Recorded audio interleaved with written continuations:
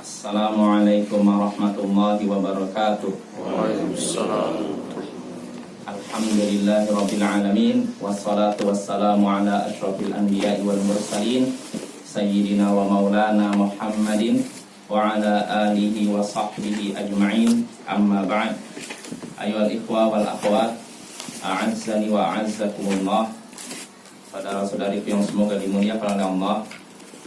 Seperti biasa di malam Kamis kita mengkaji hadis-hadis Nabi yang ada dalam kitab Arba'una Haditsan fit Tarbiyati wal Manhaj. 40 hadis dalam masalah pendidikan dan manhaj. Itu sebuah kitab hadis yang disusun oleh Syekh Dr. Abdul Aziz As-Sadhan hafizahullah taala. Semoga Allah memberkati. Ya, pada pertemuan sebelumnya kita sudah sampai atau menyelesaikan hadis yang ke-11, yaitu hadis tentang sahabat Nabi yang suka membuat Nabi tertawa, namun dia suka mabuk-mabukan. Nah, ketika dia dia sering mabuk dan sering dihukum. Sampai suatu hari ketika dia sudah mabuk lagi, dia didatangkan lagi, dihukum lagi.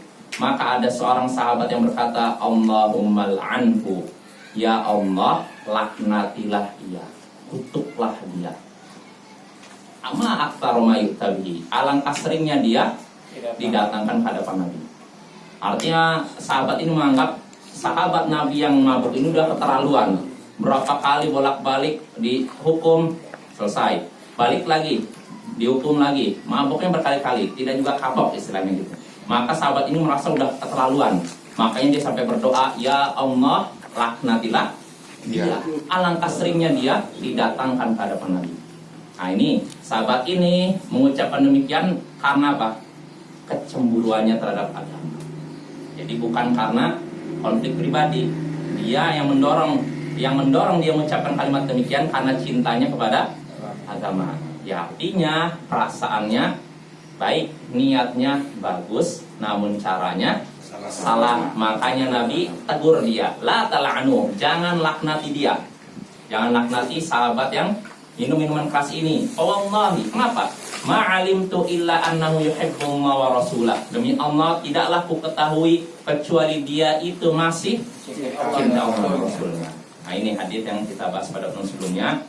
Hadis ini banyak faedahnya, namun faedah yang penting yang bisa kita ambil sebenarnya sebanyak ya, tapi yang paling penting menurut saya yaitu keyakinan Ahlus Sunnah wal Jamaah bahwasanya pelaku dosa besar tidak kafir. Ya, pelaku dosa besar selain syirik tidak kafir. Ya, minuman keras, zina dan semacam mereka tidak kafir. Ini keyakinan Ahlus Sunnah wal Jamaah, berbeda dengan keyakinan Khawarij yang menyatakan pelaku dosa besar kafir, dan berbeda dengan Murji'ah yang menyatakan pelaku dosa besar mukmin sempurna imannya. Dan beda juga dengan Mu'tazilah yang berusaha ngambil jalan tengah. Dia tidak kafir, berarti mukmin, tidak mukmin juga. Sebagaimana antara ini dan ini, antara mukmin dan kafir. Netral satu abu. Iya, sekilas moderat, padahal itu sesat juga. Kan moderat tetap sesat ya. Nah, Ahlussunnah yang benar adalah keyakinan Ahlussunnah, pelaku dosa besar tidak kafir, dia masih mukmin tapi lemah imannya. Ini faedah terkait agama. Adapun faedah terkait akhlak dan dakwah yang bisa kita petik dari hadis ini, yaitu hendaknya kita menggunakan hikmah dalam berdakwah atau mendakwai pelaku maksiat, dan tidak boleh kita melaknatnya. Ini saya sering ngomong bahwa nggak boleh kita melaknat siapapun pelaku dosa, baik muslim maupun kafir. Ya, orang kafir separah apapun dosanya, kalau dia masih hidup tidak boleh kita melaknatnya, karena kita tidak tahu bagaimana akhir hidupnya ya. Nah ini kesimpulan dari hadis ke-11 yang sudah kita bahas. Nah sekarang kita masuk saja hadis ke-12, hadis baru.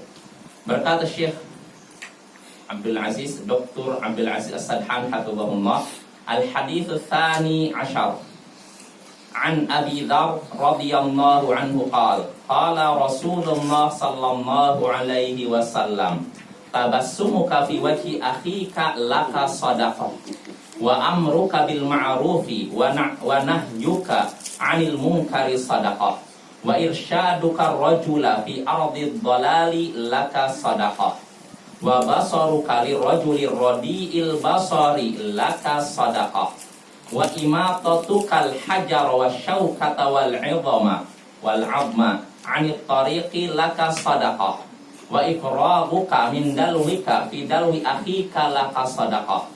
Akhrajahul Bukhari fil Adabil Mufrad wa Tirmidzi wa Ibnu Hibban. Ya, hadis ke-12.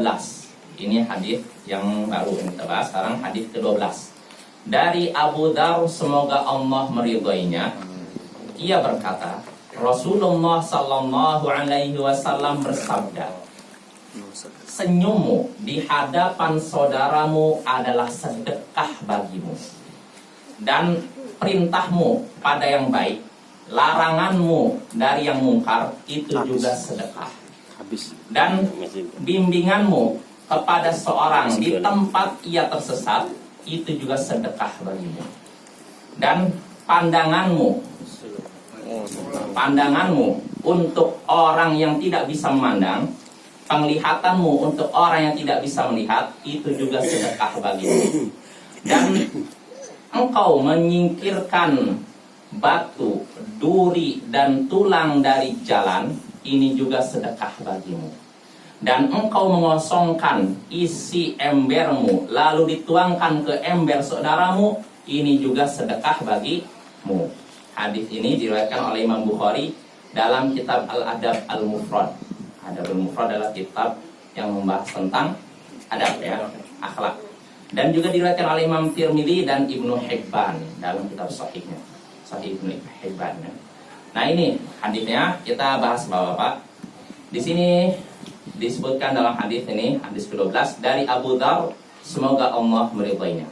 Kenapa semoga Allah meridhoinya? Karena dia sahabat Nabi. Ya, Abu Dzar namanya Jundub bin Junadah. Ya, sahabat Nabi yang berani, ya, ketika apa? Babak belor Islam. Iya, dia ketika masuk Islam berani mengumumkan keislamannya di hadapan kafir Quraisy. Di Ka'bah, bayangkan, sehingga akhirnya dia dikeroyok. Royok babak belur, diobati, besoknya ini lagi, umumkan lagi, wahai kaum Quraisy, ketahuilah saya masuk Islam. Royok lagi. Berani sekali Abu Dzar, ya. Dia dari sejak masuk Islam sampai di akhir hayatnya termasuk orang berani menyuarakan kebenaran. Makanya banyak orang yang risih dengan dia karena saking beraninya dia mengungkapkan kebenaran. Ini Abu Dzar Al-Ghifari. Ya, semoga Allah meridainya. Ya. Ia berkata, Rasulullah sallallahu alaihi wasallam bersabda. Kita langsung masuk ke isi hadis. Tabassumuka fi wajhi akhika laka sadaqah. Senyummu di hadapan saudaramu itu adalah sedekah bagimu. Ya, senyummu di hadapan saudaramu itu adalah sedekah bagimu. Maknanya jelas, Bapak-bapak? Ya, kalau seorang muslim senyum kepada muslim lainnya, maka itu dianggap sedekah. Artinya berpahala. Sedekah kan ibadah, kan? Kalau kita sedekah dapat pahala tidak? Nah, itu dapat pahala, kan? Tapi ingat, Bapak, senyummu di hadapan saudaramu, bukan senyummu sendirian. Kan sendirian nggak dapat pahala, kan? Kalau dia saudarimu, saudarimu. Ya, kalau saudari maksudnya kandung ya nggak apa-apa. Ya. Tapi kalau saudarinya dalam tanda petik ya jangan, ya. Nggak boleh, Bapak. Ya. Ya. Kalau yang dimaksud saudara itu apakah saudara seiman atau seiman? Non. Kalau yang non gimana, Ustaz? Senyum kepada yang non. Apakah senyum kepada non, niatkan dakwah. Apa dibalas? Ya. Sedekah juga. Memang nggak disebutkan, tapi kalau seorang senyum kepada orang non, tujuannya supaya dia tersentuh oleh dakwah, maka itu berpahala. Iya. Makanya ini pentingnya niat, Bapak, ya. Jadi kita menghadapi orang-orang non muslim, kita berbuat baik, tujuannya supaya apa? Dakwah. Jadi jangan semata-mata basa-basi, Bapak. Kalau basa-basi nggak dapat pahala. Misalkan kita punya tetangga non muslim, kita ramah, tapi ramahnya basa-basi aja, nggak ada niat supaya dia tertarik masuk Islam, ya nggak ada pahala. Makanya innamal a'malu binniyat, ini hadis yang kita sering singgung. Sesungguhnya amalan itu tergantung Niat. Ya, kalau niat kita untuk mencari pahala, maka dianggap pahala. Dianggap ibadah. Kalau niat kita untuk ibadah, ini kan perkara adat kan, senyum itu kan. Tapi kalau niatkan ibadah, mencari keridhaan Allah, maka dia dianggap ibadah dan dapat pahala. Nah, makanya hendaknya perbanyak senyum. Terus sekali lagi jangan senyum sendiri ya. Di hadapan saudara kita sama muslim atau orang-orang non muslim, tapi dalam rangka dakwah ya, bukan cuma basa-basi. Ya, ini pertama. Jadi senyummu di hadapan saudaramu adalah sedekah bagimu. Artinya ketika engkau tersenyum, berarti engkau sudah bersedekah. Wa amruka bil ma'rufi wa nahyuka 'anil munkari shadaqah. Dan perintahmu pada kebaikan dan laranganmu dari kemungkaran itu pun sedekah. Artinya tatkala engkau menyuruh orang untuk berbuat baik, salatlah. Salat zuhur. Orang ini masih nyantai duduk tuh, salat zuhur lah, udah azan tuh. Ini kan perintah untuk baik kan? Maka ini sedekah, ya. Dan begitu juga melarang dari kemungkaran. Ada seorang melakukan maksiat, ya kita larang. Ya, asalnya kita kalau bisa dengan tangan cegah dia. Tapi kalau rasa nanti saya khawatir ditonjok, ya udahlah, jangan ya. Itu dianggap sedekah juga ya. Nyuruh pada yang baik dan melarang dari yang mungkar itu dianggap sedekah. Ya. Jadi sedekah itu banyak Bapak ya. Lalu yang ketiga yang disebutkan oleh Nabi sini, wa irsyaduka rajula fi ardid dhalali laka sadaqah. Bimbinganmu kepada seseorang di tempat dia tersesat itu pun sedekah bagimu. Bimbinganmu kepada seseorang di tempat dia tersesat, maka itu adalah sedekah bagimu. Ini bebas nih, Ustaz. Bebas, umum. Ya maksudnya gimana? Seperti kita misalkan ada seorang, mungkin kalau di sini kan mudah ya. Misalkan di Padang kan udah banyak tempat, orang kan bingung. Datang seorang nanya dia mau datang ke daerah Ulak Karang, tapi dia dibungus. Nanya gimana nih? Daerah Ulak Karang mana ya? Nah, maka kalau orang yang tahu hendaknya tunjukkan. Nah, ketika dia menunjukkan sebelah sana Pak, arah ke sana Pak, naik angkot ke sana. Maka ketika dia menunjukkan itu, dia dianggap sudah sedekah. Mudah tidak Bapak menunjukkan aja? Nggak banyak mengeluarkan energi kan? Ya, di mana rumah ini? Di sana. Sekedar menunjukkan aja dapat pahala. Dianggap sedekah, bayangkan. Nah, ini salah termasuk rahmat Allah kepada hamba-hambanya. Yang sekedar ngasih. Ini syarat sana rumah ini, sana tempatnya. Itu dianggap sedekah, bayangkan. Ustaz, kalau kita senyum kan sedekah. Kalau muka kita basam, sedekah. Sebaliknya itu malah enggak. Iya, boleh kita. Kecuali ada pengecualiannya Bapak ya, tapi ini enggak kita bahas sekarang ya. Kecuali kalau dalam rangka hajar. Hajar itu memboikot orang yang melakukan kesesatan, tapi ini pun syaratnya ketat Bapak ya. Jadi nggak bisa orang yang melakukan kesesatan udah saya nggak mau nyalami dia, nggak mau menyapa dia selama-lamanya. Nah, ada syaratnya. Syaratnya diantaranya boikot kita bermanfaat bagi dia. Jangan kita boikot dia akhirnya sadar. Oh iya. Nah itu pertama. Terus kedua, dia dalam posisi menyendiri. Artinya kalau dia punya masukan, kita boikot. Kita cuma 3 orang memboikot orang yang punya pengikut 1000 orang. Kira-kira bagaimana jadinya? Salah. Dikeroyok kita kan. Nah, makanya nggak boleh. Makanya Rasulullah ketika memboikot Ka'ab bin Malik dan 3 orang yang tidak ikut perang Tabuk, itu bermanfaat boikotnya. Jadi kaum muslimin disuruh memboikot 3 orang ini. Memboikot artinya apa? Tidak ngajak bicara, tidak menyapa, dan ketika mengucapkan salam tidak dijawab salamnya. Asalnya seorang muslim harus menjawab salam saudaranya. Tapi kalau rangka boikot, hajar istilahnya, boikot yang disyariatkan, maka boleh seorang tidak menjawab salam. Tapi sekali lagi, memboikot ini ada syaratnya. Nggak bisa sembarangan. Nggak semua orang saya boikot dia. Yang memboikotnya sendiri, sedangkan dia temannya banyak. Nggak ada manfaatnya. Kalau Imam Ahmad ketika menyatakan fulan ini orang sesat, masyarakat langsung nurut. Di boikot orang ini akhirnya sadar. Tapi kalau saya fulan ini sesat, polisi langsung tulisannya apa? Nggak bisa begitu. Jadi nggak bisa sembarangan Bapak ya. Jadi asalnya bermuka masa nggak boleh, ya. Tapi kalau ada tujuan yang disyariatkan, seperti memboikot tadi itu diperbolehkan, tapi ada syaratnya juga, nggak bisa sembarangan. Jelas Bapak ya? Jelas Bapak ini. Jelas. Hal ini saya nanti salah dipahami lagi. Jelas. Masalah memboikot ini. Memboikot juga hukum asalnya sekali lagi tidak boleh kecuali kalau ada tujuan yang diperbolehkan ya.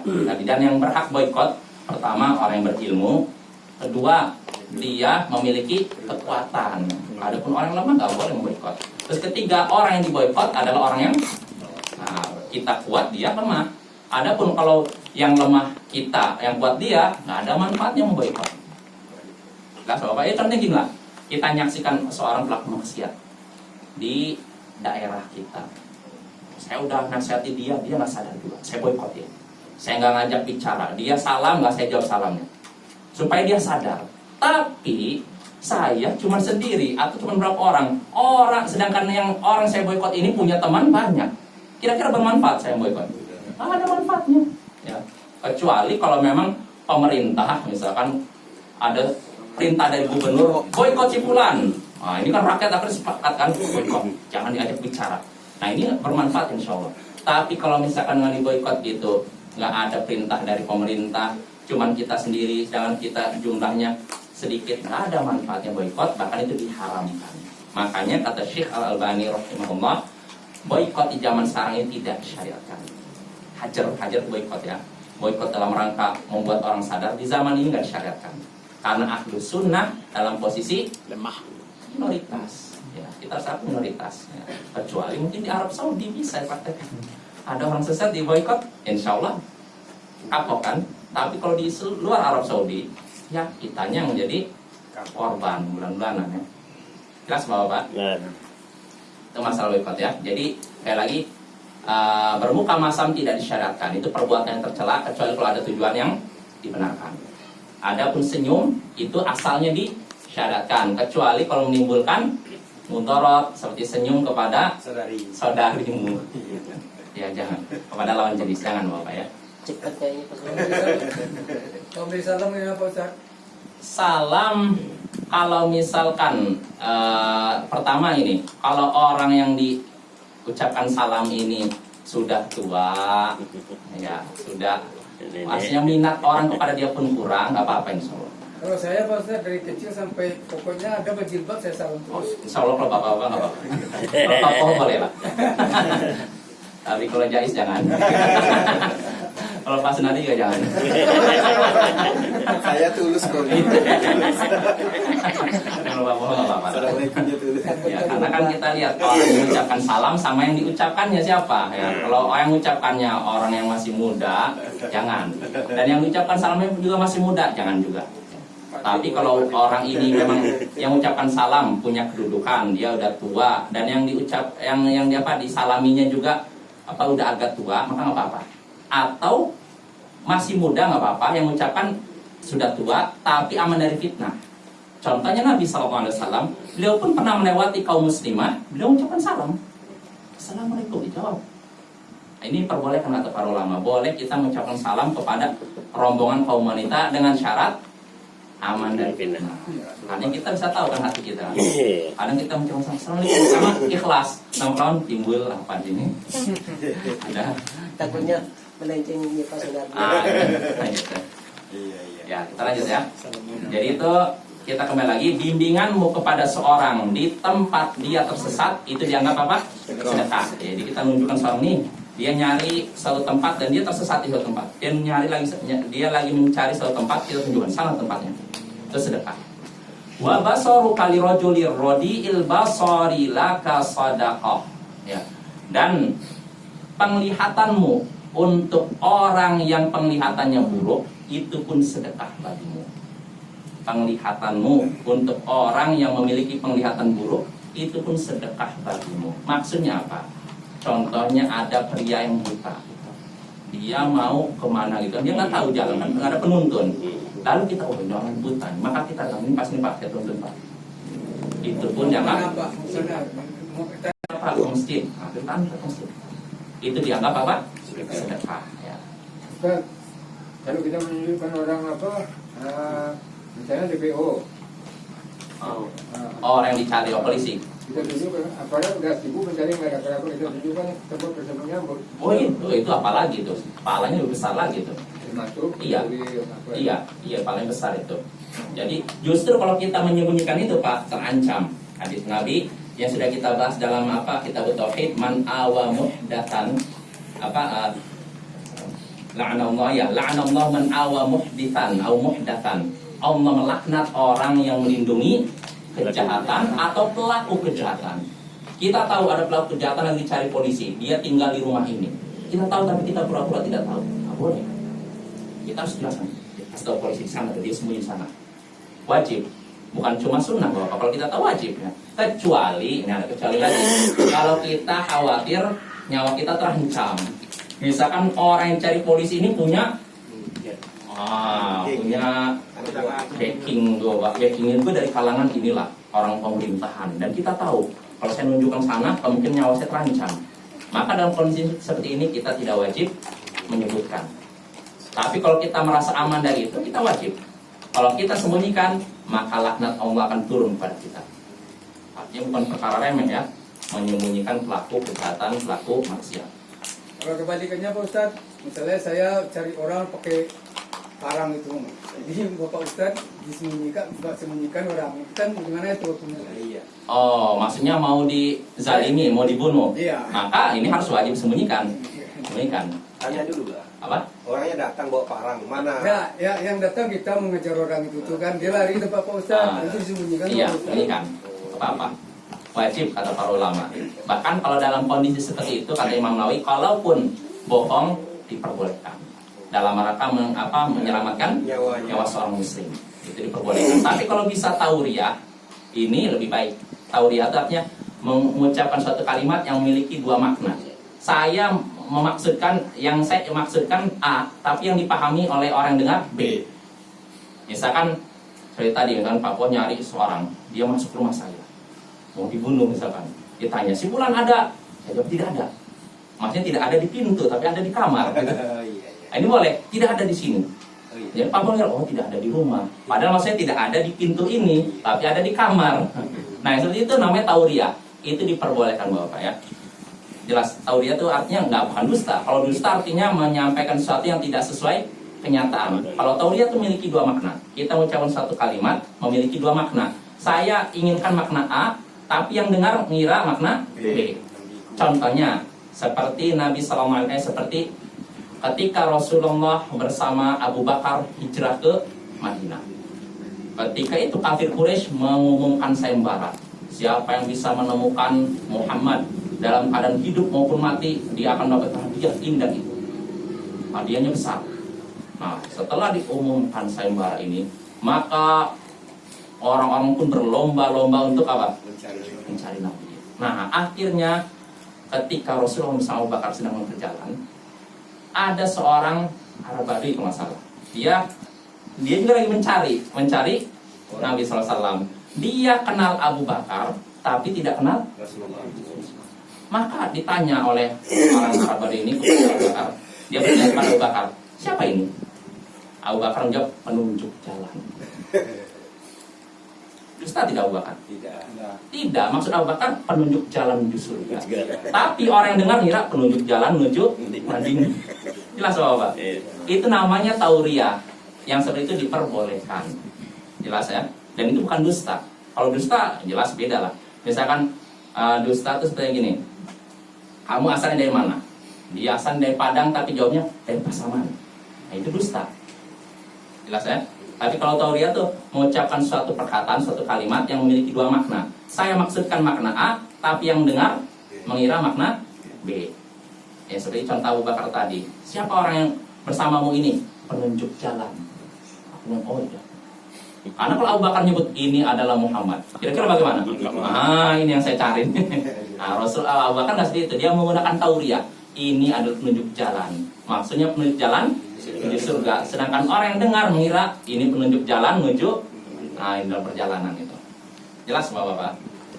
Yaitu tentang ini ya, penglihatanmu kepada orang yang berpenglihatan buruk itu adalah sedekah bagimu. Ya seperti orang buta ingin jalan ke suatu tempat, dia tidak bisa melihat. Saya bisa melihat, maka saya pun berikan penglihatan saya kepada dia. Artinya saya tunjukkan.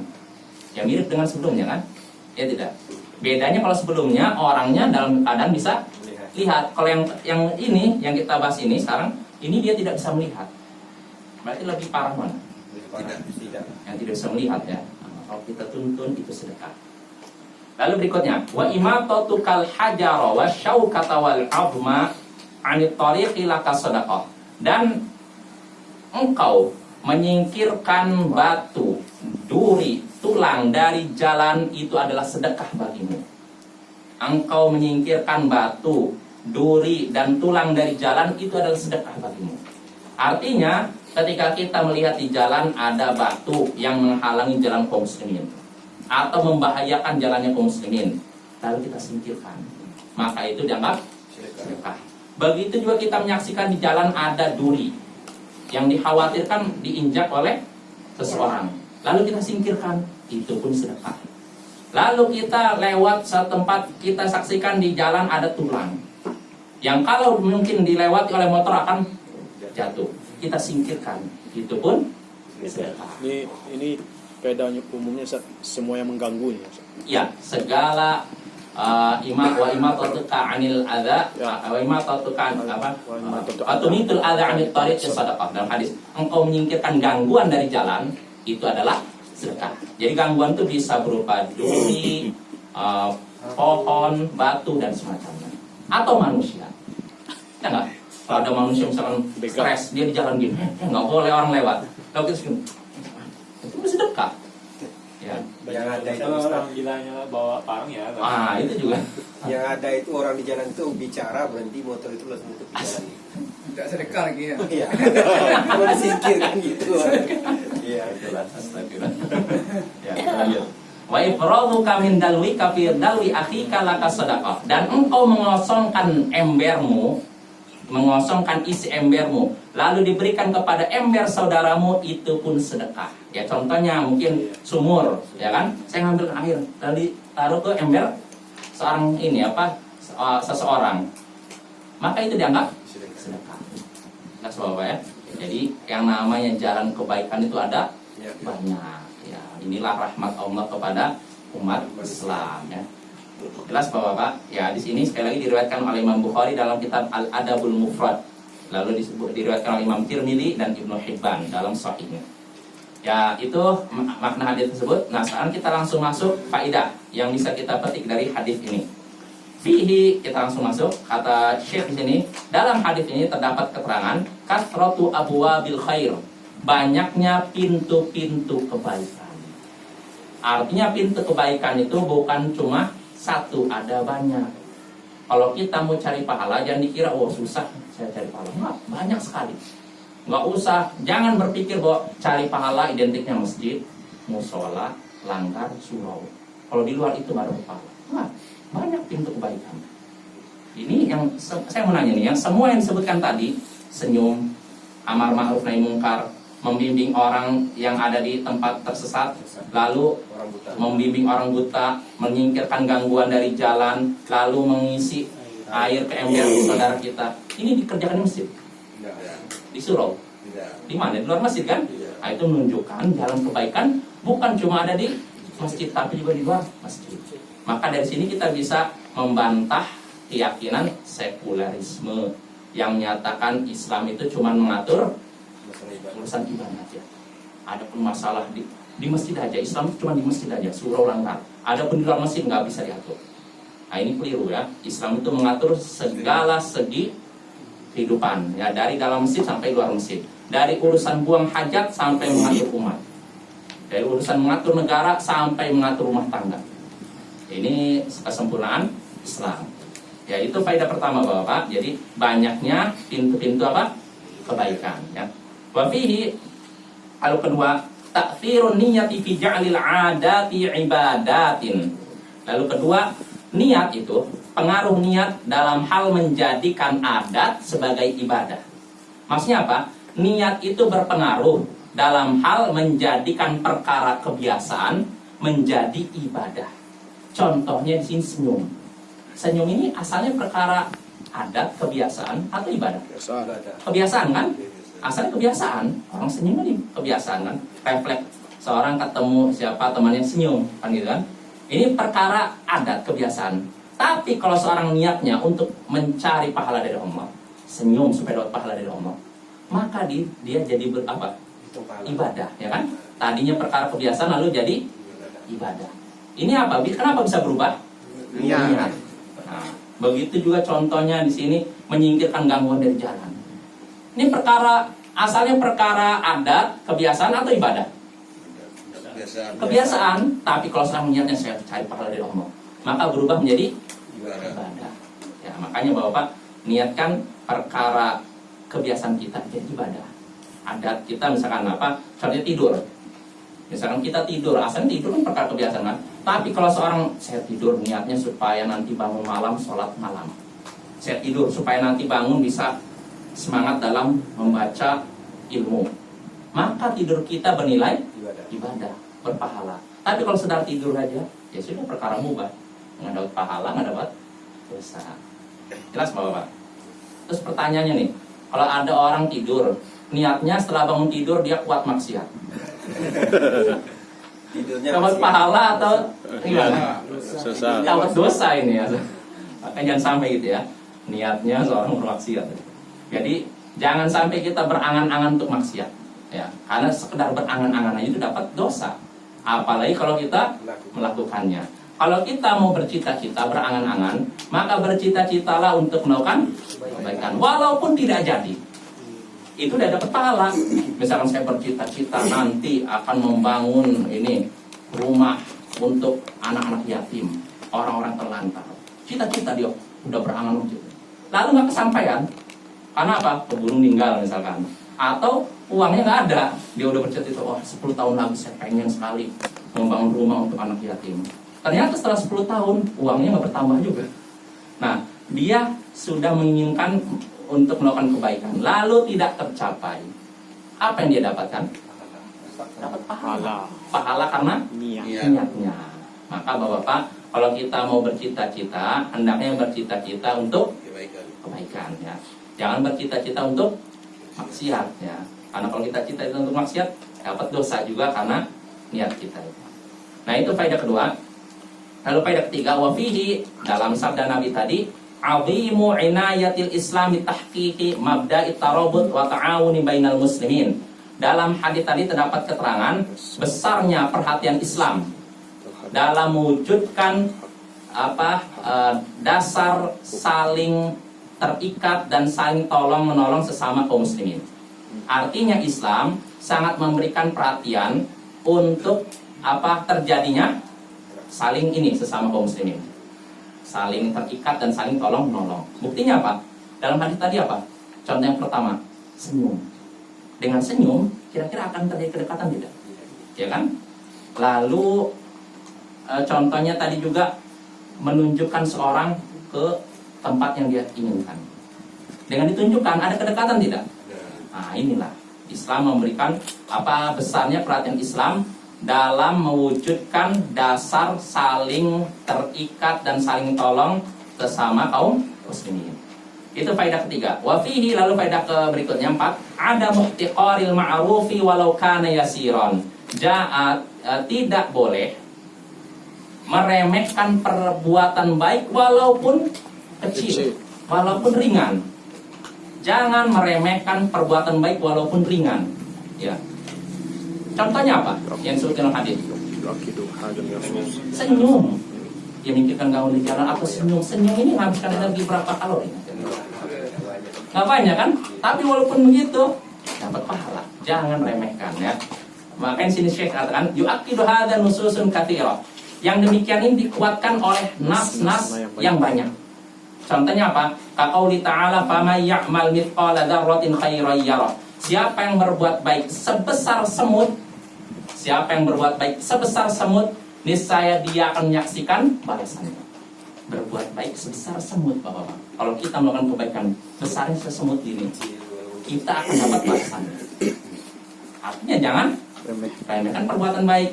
Wa qauli sallallahu alaihi wasallam, dan juga sabda Nabi, la tahqiranna minal ma'rufi syai'an. Jangan engkau meremehkan perbuatan baik sedikit pun. Walau antal akhaka biwajhin talib, walaupun engkau menemui saudaramu dalam keadaan wajah berseri-seri. Jangan remehkan.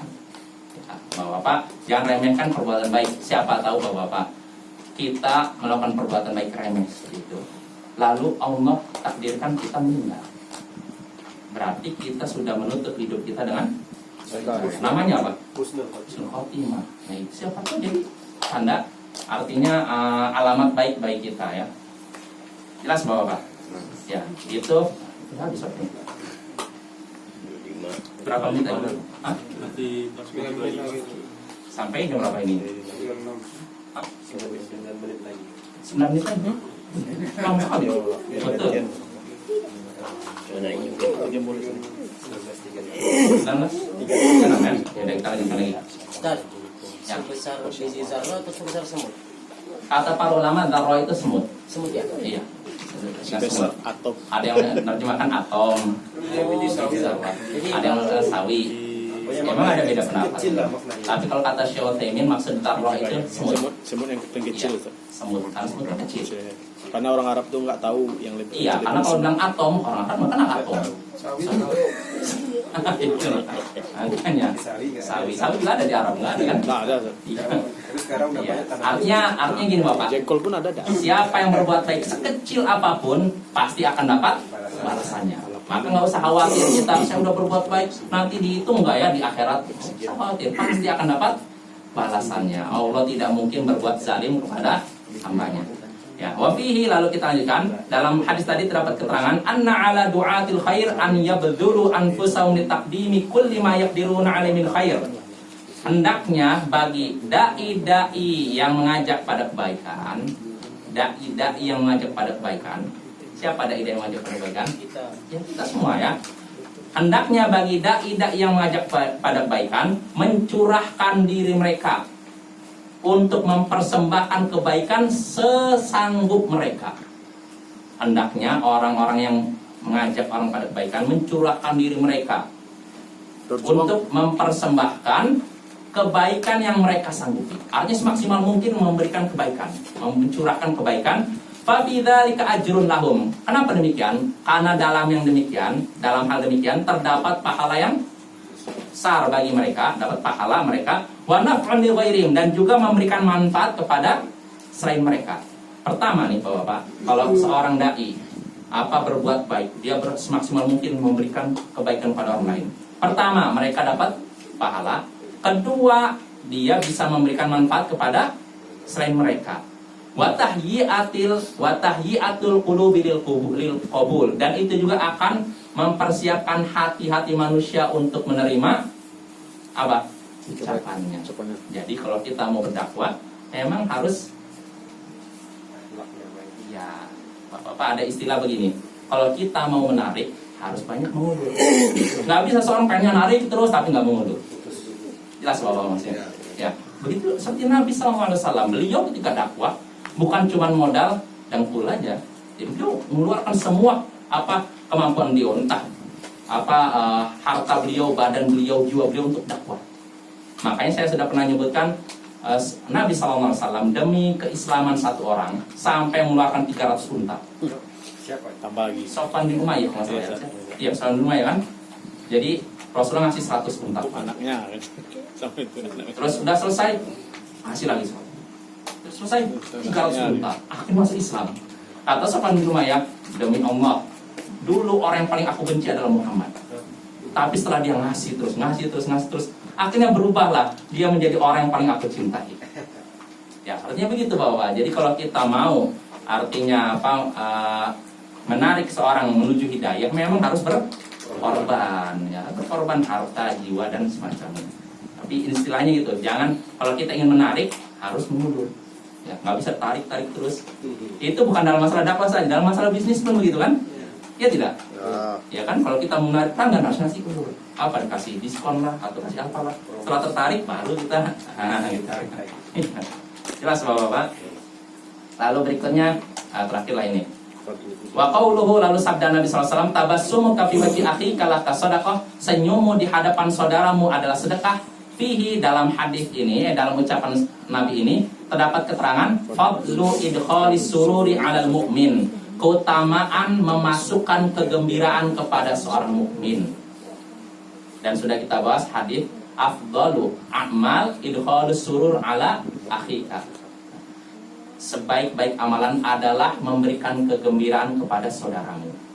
Nah, ini artinya ini termasuk amalan mulia Bapak. Ada seorang sedih, kita bikin dia gembira. Ini sebaik-baik amalan, ya, termasuk dalam hadis ini. Itu mungkin Bapak yang bisa kita bahas. Insya Allah pada pertemuan berikutnya kita selesaikan faidah yang bisa kita petik dari hadis ke-12. Assalamualaikum.